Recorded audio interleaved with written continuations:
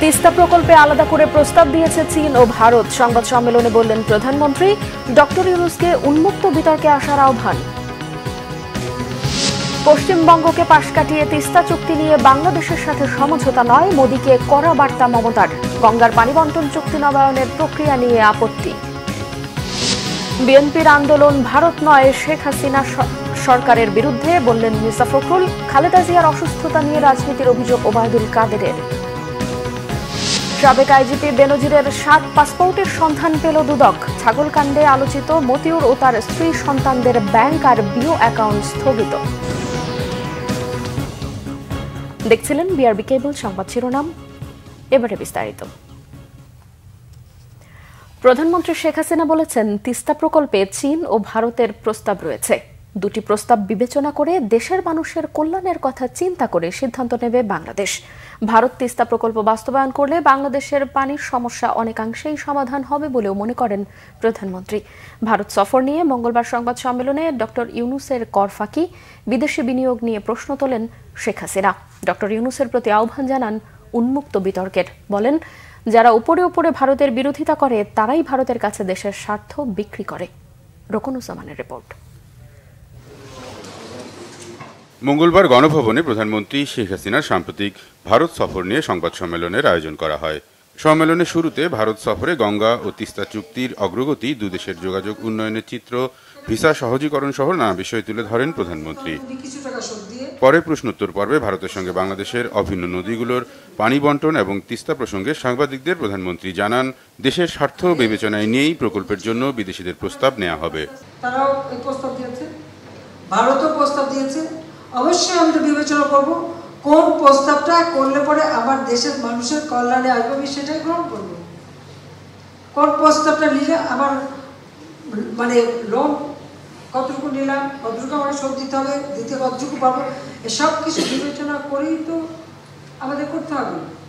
সেই ক্ষেত্রে ভারত যখন বলেছে তারা করতে চায় এবং তারা টেকনিক্যাল গ্রুপ পাঠাবে, অবশ্যই তারা আসবে, আমরা যৌথভাবে সেটা দেখব।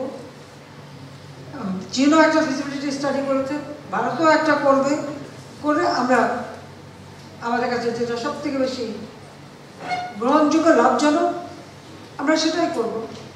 ডক্টর ইউনূসের বিদেশে বিনিয়োগের উৎস নিয়েও প্রশ্ন তোলেন প্রধানমন্ত্রী। সমালোচনা করেন তার পক্ষ নেওয়া বিদেশিদেরও।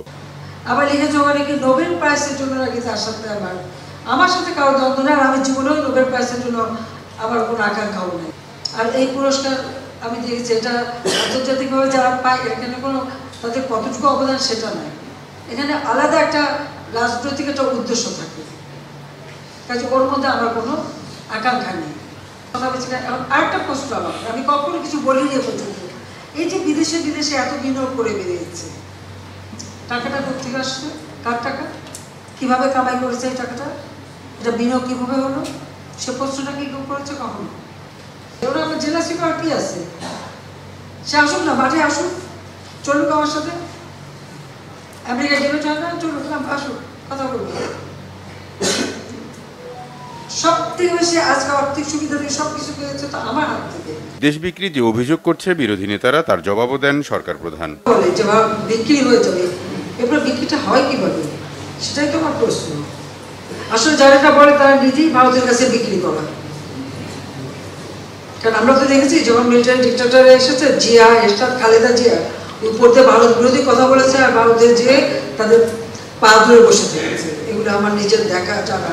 কাজে এই ধরনের কথা বলার কোনো অর্থ হয় না। আমাদের স্বাধীন সার্বভৌম দেশ, যত ছোট হোক, এটা আমাদের সার্বভৌম দেশ, আর সেই সার্বভৌমত্ব রক্ষা এবং সক্রিয়তা বজায় রেখেই আমরা বন্ধুত্বপূর্ণ সম্পর্ক রেখেই কাজ করছি। আজকে এই যে আমরা সমস্ত যোগাযোগ ব্যবস্থা খুলে দিলাম, তাহলে সব থেকে বেশি লাভবান আমাদের দেশের মানুষ। ব্যাংকিং সেক্টরের অস্থিরতা প্রসঙ্গে শেখ হাসিনা বলেন, যারা টাকার নেশায় পড়ে অবশেষে তাদেরকে দেশ ছেড়ে পালাতে হয়। ব্যাংকিং সেক্টরে কেউ ভালো চালাচ্ছে, কেউ খারাপ চালাচ্ছে, কোনো সময় অনেকে ঠিকমতো চালাতে পারে না। এটা ব্যাংক একটা চালাচ্ছে, চিরাচরিত নিয়মই আছে। যদি কোনো ব্যাংক দুর্বল হয়ে যায় তাকে সহযোগিতা করা, বা একটা ব্যাংকের সাথে আর একটাকে মানে মার্জ করে দেওয়া, বা সেটাকে যাতে চালু হয় ভালোভাবে। অর্থাৎ যারা সেখানে আমানত রাখে, এই আমানতকারীদের সংরক্ষণের ব্যবস্থা করা, এটা কিন্তু দায়িত্ব, রাষ্ট্রের দায়িত্ব, সেটাই পালন করার চেষ্টা করা হচ্ছে। তারপরেও কিছু মানুষ তো লোভী হয়ে যায়, টাকা পয়সার লোভ এত বেড়ে যায় যে দেশ থেকে বিদেশে রাখতে যে তারপরে শেষে দেশেরই ভাগতে হবে, যে সেই অর্থ মানিয়ে লাভটা কি হলো, এতই অর্থ মানিয়ে ফেললো যে শেষে আর দেশেই থাকা যায় না, তাহলে লাভ হয় কি? এটা তো মানুষ চিন্তা করে না আসলে, এটা হচ্ছে নেশার মতো পেয়ে যায়, নেশার মতো পেয়ে যায়, সেটা হলো বাস্তব কথা। তো তবুও আমি বলবো যে যেখানে যেটুকু সমস্যা হচ্ছে সেগুলো সমাধানের জন্য আমরা ব্যবস্থা করছি, তার জন্য আমরা আইনও করেছি এবং এবারে বাজেটও তো আমরা দিতে। বাংলাদেশ ভারতের যোগাযোগ ব্যবস্থা উন্নয়নের ফলে ব্যবসা বাণিজ্য চিকিৎসা সহ বিভিন্ন খাতে মানুষের কল্যাণ হবে বলেই মনে করেন প্রধানমন্ত্রী। রুকনুজ্জামান, বাংলা ভিশন, ঢাকা। আবারও হুমকিতে তিস্তার পানি বন্টন চুক্তি। এবারও বাধা পশ্চিমবঙ্গের মুখ্যমন্ত্রী মমতা বন্দ্যোপাধ্যায়। ভারতের প্রধানমন্ত্রী নরেন্দ্র মোদীকে লেখা চিঠিতে মমতা বলেছেন, পশ্চিমবঙ্গকে পাশ কাটিয়ে বাংলাদেশের সাথে যেন কোনো আপোষ না হয়। হুমকি দিয়েছেন রাজপথে দুর্বার আন্দোলনেরও। বিস্তারিত মেহরাব হোসেন খানের ডেস্ক রিপোর্টে। তরফা কোনো সিদ্ধান্ত নেওয়া হয় তাহলে কিন্তু বাংলা জুড়ে আন্দোলন চলবে, দেশ জুড়ে চলবে। তিস্তা নিয়ে এভাবেই হুমকি দিলেন অগ্নিকন্যা পশ্চিমবঙ্গের মুখ্যমন্ত্রী তৃণমূল নেত্রী মমতা বন্দ্যোপাধ্যায়। আগেও তিস্তা চুক্তি ঠেকিয়ে দেওয়ার বাস্তব নজির রেখেছেন। সোমবার শেষ বেলায় নবান্নে অনুষ্ঠিত সংবাদ সম্মেলনে পশ্চিমবঙ্গের দিদি বলেন, 2026 সালে শেষ হতে যাওয়া ভারত বাংলাদেশ 30 বছর মেয়াদী গঙ্গা পানি বন্টন চুক্তির নবায়নে আপত্তি আছে। সমালোচনা করেছেন বাংলাদেশে চীনের সহায়তায় বাঁধ নির্মাণের। তিস্তায় 14টা হাইডেল পাওয়ার হচ্ছে, তখন চোখে দেখেনি। ফরাক্কানি আবার চুক্তি রিনিউ হচ্ছে, আমাদের জানালো না। আগে এগুলো নিয়ে ট্রাইপার্টাইট মিটিং হচ্ছে, বাংলাকে টোটাল বাদ দিয়ে। জলের আরেক নাম জীবন। ওরা জানে না উত্তরবঙ্গের একটা মানুষ আগামী দিন পানীয় জল পাবে না, এবং জল নেই তিস্তায়। সোমবারই প্রধানমন্ত্রী নরেন্দ্র মোদীকে পাঠানো চিঠিতে তিস্তার পানি বন্টন চুক্তি নিয়ে তীব্র আপত্তি জানান মমতা। বলেন, রাজ্য সরকারের মতামত ছাড়া বাংলাদেশের প্রধানমন্ত্রী শেখ হাসিনার সাথে একতরফা আলোচনা কাঙ্ক্ষিত বা গ্রহণযোগ্য নয়। পশ্চিমবঙ্গ সরকারের অংশগ্রহণ ছাড়া এসব চুক্তিতে তীব্র আপত্তি আছে। রাজ্যের স্বার্থ জলাঞ্জলি দিয়ে কোনো চুক্তি হতে দেওয়া হবে না বলেও সতর্ক করেন তিনি। গত 21 জুন বাংলাদেশের প্রধানমন্ত্রী শেখ হাসিনা ভারত সফরে গেলে শীর্ষ পর্যায়ের একাধিক বৈঠকে তিস্তা পানি বন্টন চুক্তি, গঙ্গার পানি বন্টনের চুক্তির মেয়াদ নবায়ন সহ দুই দেশের স্বার্থ সংশ্লিষ্ট বিষয়ে ফলপ্রসূ আলোচনা হয়। ইতিবাচক আশ্বাস দেন ভারতের প্রধানমন্ত্রী নরেন্দ্র মোদী। গঙ্গার পানি বন্টন নবায়ন পর্যালোচনার জন্য যৌথ কারিগরি কমিটিও গঠন করা হয়েছে। এরপর এই বিষয়ে তীব্র আপত্তি জানিয়ে মুখ খুলেন মমতা। আবার বলছে তিস্তার জল দেবে, যেন মনে হচ্ছে মহারাজ সব মহা অধিপতি হয়ে গেছে। সবে ইলেকশন হয়, এখনো পর্যন্ত শপথ হলো না এমপিদের। যৌথ নদীর পানি বন্টনে 1983 সালে একটি অস্থায়ী চুক্তি করে ভারত ও বাংলাদেশ। 2011 সালে তিস্তা চুক্তির আরেকটি খসড়া তৈরি করে দুই দেশ, যেখানে বলা হয় শুষ্ক মৌসুমে ভারত 37.5% এবং বাংলাদেশ 42.5% পানি পাবে। তখনও তৎকালীন মুখ্যমন্ত্রী মমতা এর তীব্র বিরোধিতা করলে তার আলোর মুখ দেখেনি।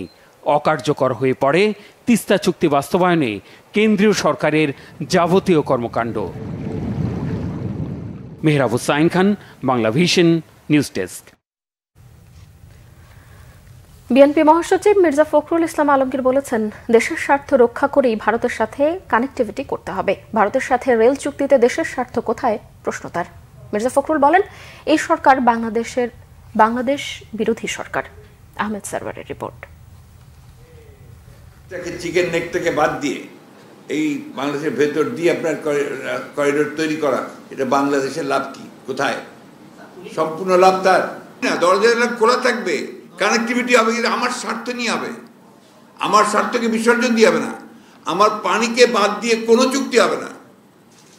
আপনি পানির ব্যাপারে কিছুই করছেন না, সীমান্তে লোক হত্যা করে মারছে তারা। আপনি কি বলেছেন? কয়টা কথা? এর মধ্যে একটা কথা আছে সীমান্ত হত্যার ব্যাপারে এই চুক্তিতে? একটাও নেই। তো এখানে আপনি কি বলবেন? আমার প্রশ্ন হচ্ছে যে প্যাট্রিয়ট, যে দেশপ্রেমিক মানুষ, সে তার নিজের স্বার্থটা আগে দেখবে, দেশের, এবং সেখানে উনি নিজেই বলেছেন যে আমি সব কিছু উজাড় করে দিয়ে দিয়েছি, মনে নেই আপনাদের? বলেছেন তো। তো ওই উজাড় করে দিয়ে তো উনি রেজাল্ট পাচ্ছেন। এবারও সব উজাড় করে দিয়ে এসেছেন, আবার রেজাল্ট পাবেন। এভাবেই ভারত সফর নিয়ে করা সংবাদ সম্মেলনে প্রধানমন্ত্রীর বক্তব্যের সমালোচনা করলেন বিএনপি মহাসচিব। দলের স্থায়ী কমিটির সিদ্ধান্ত জানাতে গুলশানে দলের চেয়ারপারসনের কার্যালয়ে মঙ্গলবার সংবাদ সম্মেলনে মির্জা ফখরুল বলেন, দেশের স্বার্থ রক্ষায় ব্যর্থ সরকার। দিল্লির সাথে করা সমঝোতা ও চুক্তি প্রত্যাখ্যান করে বলেন, বিএনপি আন্দোলন ভারতের বিরুদ্ধে নয়, সরকারের বিরুদ্ধে। আমাদের একটা কথা খুব পরিষ্কার করি, এটা কিন্তু আমাদেরই বক্তব্য, আমাদের এই আন্দোলন বা এটা আমাদের ভারতের বিরুদ্ধে নয়, এটা এই সরকারের বিরুদ্ধে। সরকার সম্পূর্ণভাবে ব্যর্থ হচ্ছে ভারতকে কনভিন্স করতে বা তার কাছ থেকে দাবিগুলো আদায় করে নিয়ে আসতে। আমার পানির হিস্সা না করেই সে আপনার চুক্তি সই করতে যাচ্ছে। পরিষ্কার করে আজকে তো মমতা বলে দিয়েছে যে আমাকে বাদ দিয়ে, পশ্চিমবাংলাকে বাদ দিয়ে এটা করা যাবে না, তারা দেবে না। তো আপনাকে তো অবশ্যই এটার জন্য যে প্রেশার ক্রিয়েট করা দরকার জাতীয়ভাবে, এটা একটা বোঝাই যায় যে সরকার আসলে কোনো দেশপ্রেমী সরকার নয়, বাংলাদেশ বিরোধী একটা সরকার। বেগম খালেদা জিয়ার শারীরিক অবস্থার গুরুতর অবনতি হয়েছে জানিয়ে তার রোগ মুক্তির জন্য দোয়া কামনা করে বিএনপি মহাসচিব বলেন, ক্ষমতা দীর্ঘস্থায়ী করতে হত্যার উদ্দেশ্যেই বেগম খালেদা জিয়াকে বিদেশে চিকিৎসা সুযোগ দিচ্ছে না অবৈধ সরকার। তাকে বাইরে পাঠানোর জন্য সব ব্যবস্থা হয়ে গিয়েছিল, প্রায় তার পরিবারের আপনার আবেদনক্রমে। ফাইনালি যখন এটা প্রধানমন্ত্রীর কাছে গেছে, প্রধানমন্ত্রী এটাকে রিজেক্ট করেছেন।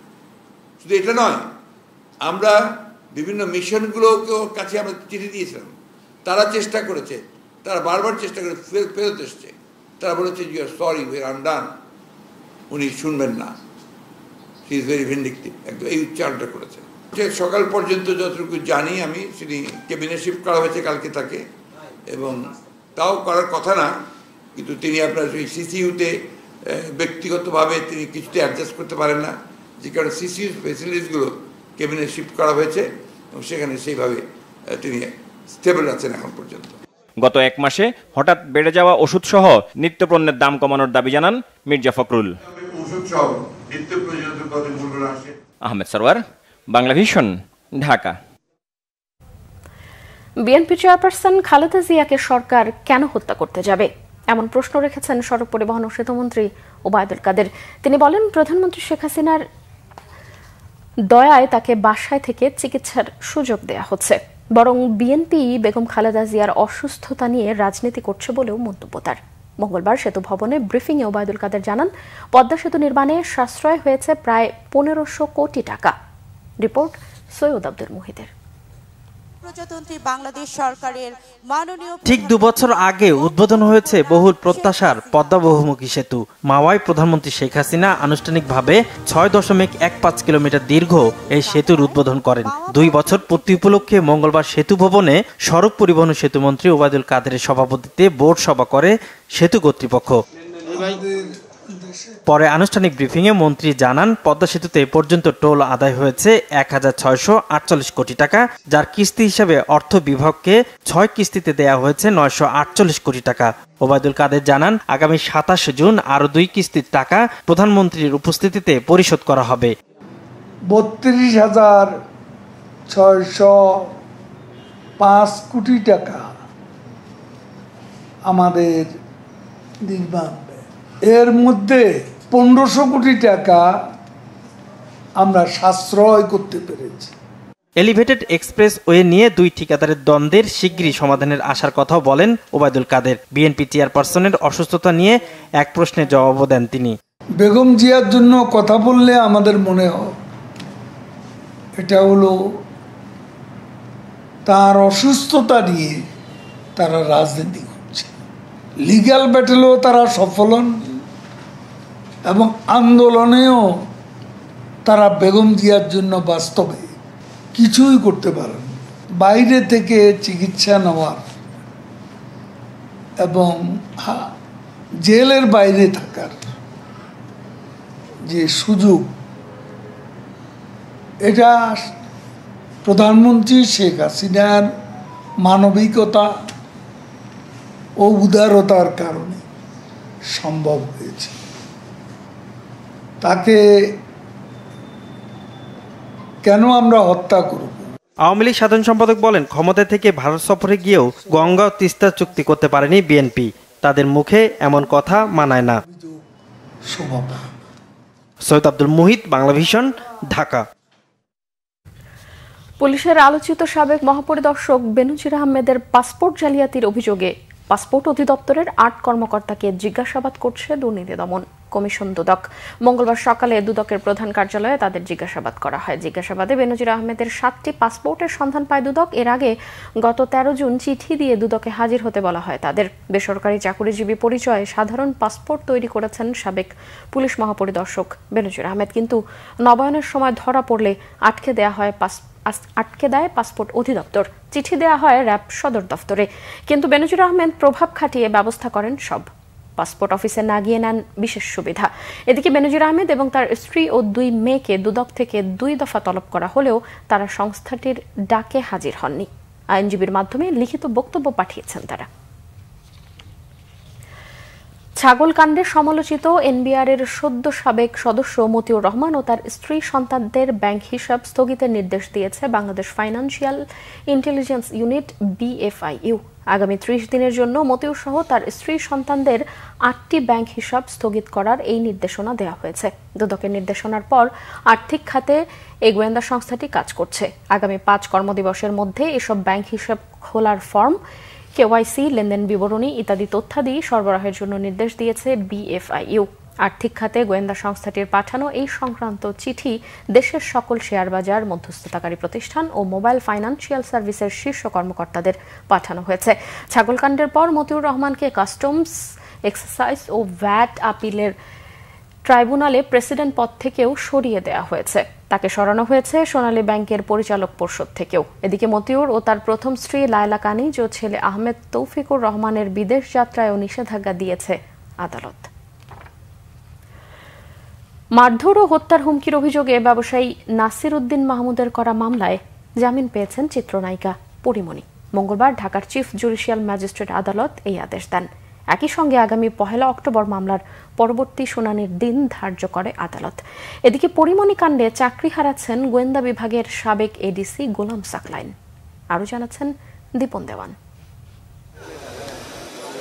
মঙ্গলবার সকাল 10টার দিকে ঢাকার চিফ জুডিশিয়াল ম্যাজিস্ট্রেট আদালতে আত্মসমর্পণ করে জামিন আবেদন করেন চিত্রনায়িকা পরিমণি। শুনানি শেষে এম সাইফুল ইসলামের আদালত 1000 টাকা বন্ডে জামিন মঞ্জুর করেন। একই সঙ্গে আগামী 1 অক্টোবর মামলার পরবর্তী শুনানির দিন ধার্য করে আদালত। এর আগে গত 18 এপ্রিল PBI এর দেয়া তদন্ত প্রতিবেদন গ্রহণ করে আদালত। একই সঙ্গে পরিমণি ও তার কস্টিউম ডিজাইনার জুনায়েদ বগদাদি জিমিকে সশরীরে আদালতে হাজির হতে সমন জারি করেছিল। যেহেতু এটা একটা বেইলেবল সেকশনের মামলা, একই সাথে পূর্বে ঘটে যাওয়া বোট ক্লাবে যে ঘটনাটি, সেই ঘটনাটি নিয়ে বিজ্ঞ নারী শিশু নির্যাতন দমন আদালত 9-এ একটি মামলা অলরেডি চলছে। তো আমরা আদালতের প্রতি শ্রদ্ধাশীল হয়ে বিজ্ঞ আদালতের সমন পাওয়া মাত্র উপস্থিত হয়েছি। বিজ্ঞ আদালত আমাদের সাবমিশনে সন্তুষ্ট হয়ে জামিন মঞ্জুর করেছেন। 2021 সালের 6 জুলাই উত্তরা বোট ক্লাবের তৎকালীন সভাপতি ও ব্যবসায়ী নাসির মাহমুদ মারধর ও ভয় ভীতি দেখানোর অভিযোগে আদালতে পরিমণি সহ 3 জনের বিরুদ্ধে মামলা করেছিলেন। আমরা বলেছি যে এখানে যে 1 নং আসামি, উনি এখন বর্তমানে একজন মা, উনি একজন নারী, ওনার প্রতি সম্মান দেখে আমরা বলেছি আমাদের জামিনে কোনো আপত্তি নেই। বিজ্ঞ আদালত আইনানুগভাবে জামিন দেন, এক্ষেত্রে আমাদের বাদীদের কোনো আপত্তি নেই। তো বিজ্ঞ আদালত সার্বিক বিবেচনা আমাদের 2 জনেরই জামিন মঞ্জুর করেছেন। আমি দৃঢ়ভাবে বিশ্বাস করি যে এটার একটা সঠিক বিচার আমি পাবো এবং আমার বিরুদ্ধে যে অন্যায় করা হয়েছে, মিথ্যা প্রচার করা হয়েছে, এটা সত্যতা মিলবে। এদিকে পরিমণির বিরুদ্ধে তদন্ত চলাকালে গোয়েন্দা বিভাগের তৎকালীন ADC গোলাম সাকলাইনের অনৈতিক সম্পর্কের প্রমাণ পাওয়ায় তাকে বাধ্যতামূলক অবসরে পাঠানোর প্রাথমিক সিদ্ধান্ত নিয়েছে স্বরাষ্ট্র মন্ত্রণালয়। এ বিষয়ে PSCর মতামত চেয়েছে মন্ত্রণালয়। দীপন দেওয়ান, বাংলা ভিশন, ঢাকা। আসছে আগস্ট মাসে আবারও বাংলাদেশে রোহিঙ্গা শরণার্থীদের ঢল নামার আশঙ্কা করছে মিয়ানমার সীমান্তবর্তী টেকনাফের বাসিন্দারা। তারা বলছে, মিয়ানমারের রাখাইন রাজ্যে দেশটির সেনাবাহিনীর সাথে আরাকান আর্মির চলমান তীব্র সংঘর্ষের কারণে পালাতে শুরু করেছে রোহিঙ্গারা। ঘন ঘন বোমার বিস্ফোরণ আর গোলাগুলির শব্দে আতঙ্কে থাকে টেকনাফবাসী। এমন অবস্থায় সীমান্তবর্তী এলাকাগুলোতে বাস করা কঠিন হয়ে পড়েছে বলেও জানিয়েছে সেখানকার বাংলাদেশিরা। ডেস্ক রিপোর্টে আরও জানাচ্ছেন রিফাত জামান। সীমান্তের ঠিক ওপারে চলছে ব্যাপক গোলাগুলি সংঘর্ষ। ঘন ঘন বিকট শব্দে বোমার বিস্ফোরণ আর গোলাগুলির আওয়াজে ভয়ে আতঙ্কে এপারের বাসিন্দারা।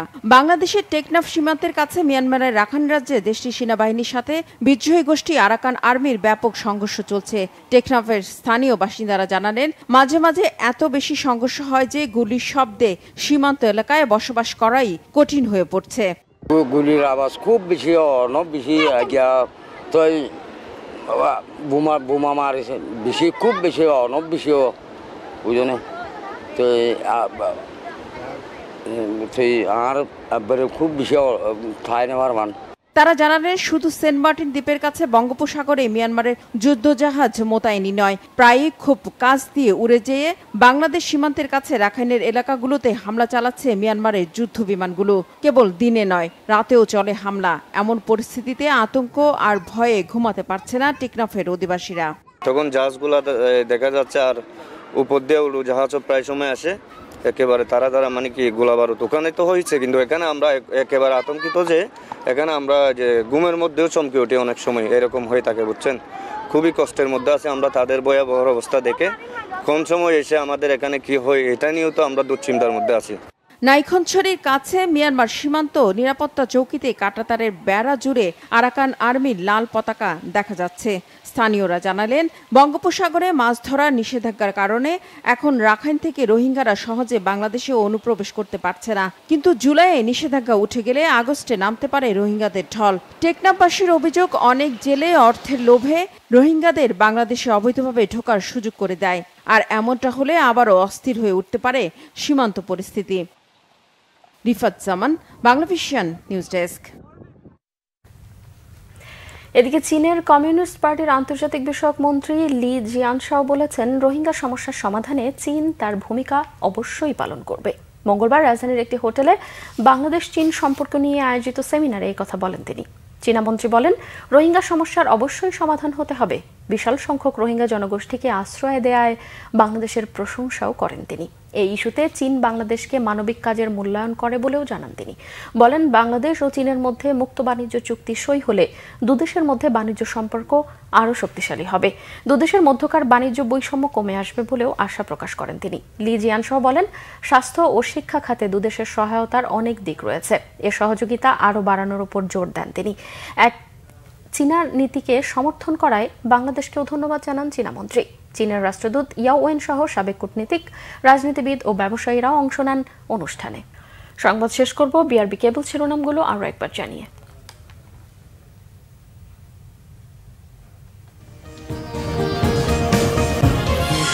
তিস্তা প্রকল্পে আলাদা করে প্রস্তাব দিয়েছে চীন ও ভারত। সংবাদ সম্মেলনে বললেন প্রধানমন্ত্রী, ডক্টর ইউনূসকে উন্মুক্ত বিতর্কে আসার আহ্বান।